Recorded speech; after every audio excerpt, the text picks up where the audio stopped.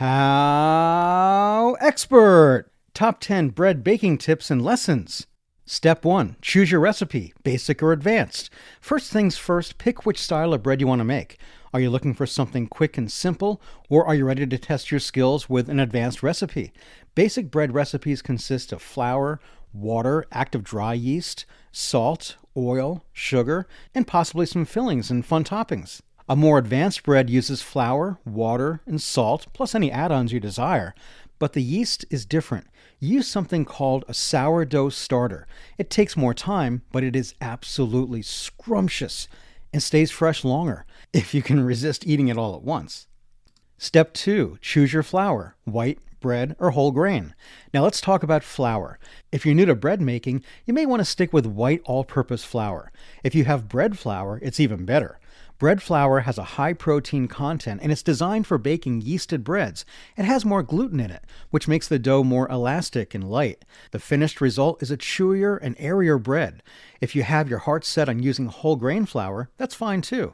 Whole grain flours are heavier and a bit harder to work with. Just know that your bread will likely turn out denser and heartier. Another option is to use 1 cup of whole grain flour to 3 cups of white flour. That way you get the best of both worlds. Step 3. Measure your ingredients. Use the tools you have.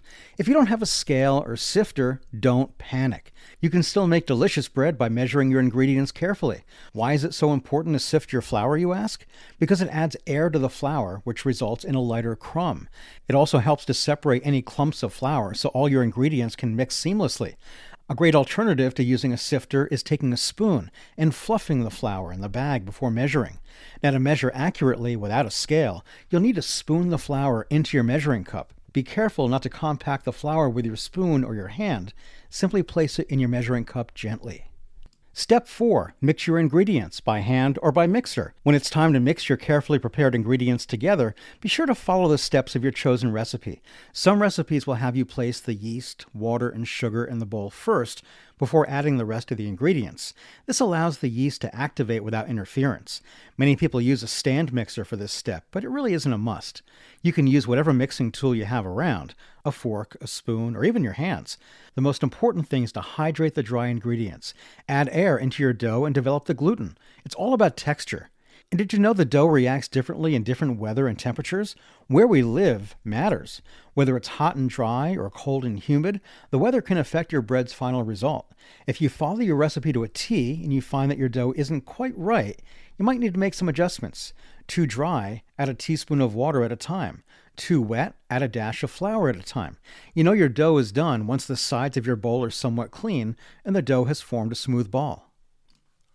Step 5. Add some fun fillings if you fancy. Fresh bread is delicious on its own, even with nothing added, but sometimes it's fun to dress it up.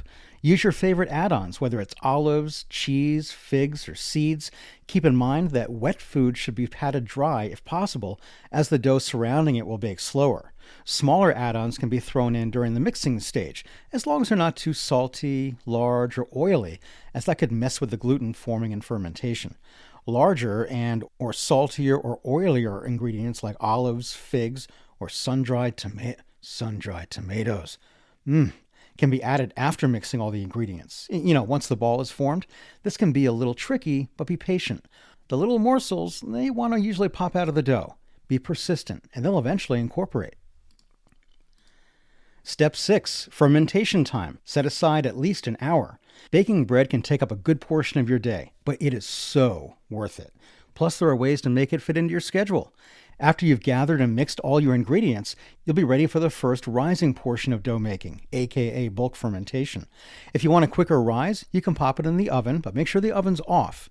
The oven creates a great rising environment because it's draft-free and the temperature stays consistent. If you need to go somewhere during this time and plan on being gone for more than an hour, pop it in the fridge, which will slow down the rising process. Be patient during fermentation. The dough needs to sit undisturbed so the yeast can activate in the dough. Bread making is simple, but it takes time. Step 7. Time to knead. Use your hands. Working dough with your hands is a fun and fascinating experience. It's now time to stretch and shape the dough. Not only is it important for the dough to develop the gluten, it's also known to be a great stress-relieving, even meditative activity. Hand kneading the dough is the best way to improve gluten formation, and you'll achieve an amazing final texture. All you need to do is take the dough and push and pull. Gently grab one side of the dough with your hand and stretch the rest of it away from you with your other hand. Flip the dough over and repeat it at least 15 times. You're looking for a smooth and supple texture, which will develop as you go. If it's too sticky, you can dust it with a bit of flour, but be careful not to add too much. Trust the process. Step 8. Shape your dough however you like. Are you in the mood for a fun shape, or do you want to keep it traditional? Release your inner child and shape your dough however you like. At this point in the dough making process, you'll notice that your dough is extremely stretchy and malleable. The sky's the limit as to what shapes you can make. Sometimes braiding is really fun, or even making a flower by arranging little dough balls into a flower shape for a tear-apart bread. Step 9. Final rise. Proofing the dough. After working with your dough so much, it's probably lost a lot of that amazing puffiness you created. But don't worry, we'll get it back. Place your shaped dough on a baking sheet and cover it. The final proof will allow the dough to regain its height and create air bubbles inside. All you have to do is wait. Step 10. Bake and enjoy. Preheat the oven to your recipe's required temperature while your dough is in its final proof. Time to bake. Now's the time to add your toppings if you like. Brush egg wash, honey, or simply some water on the bread before adding the toppings so you can glue them on. Make sure the oven is at the right temperature before placing your dough inside. Here's a pro tip. Place an oven-safe tray at the bottom of your oven with water if you want an extra shiny crust and chewy texture. It's very important that you do not open the oven for the first 20 minutes. If you do, you might end up with flatbread. Once it's baked, you'll need just a little more patience. It's super tempting to cut into your bread immediately after taking it out of the oven, but you must refrain yourself.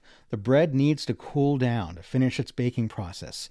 And once cooled, you can slice it open to see what you created. Serve it with your favorite spread or enjoy it plain. HowExpert publishes how-to guides on all topics from A to Z by everyday experts. Visit howexpert.com to learn more.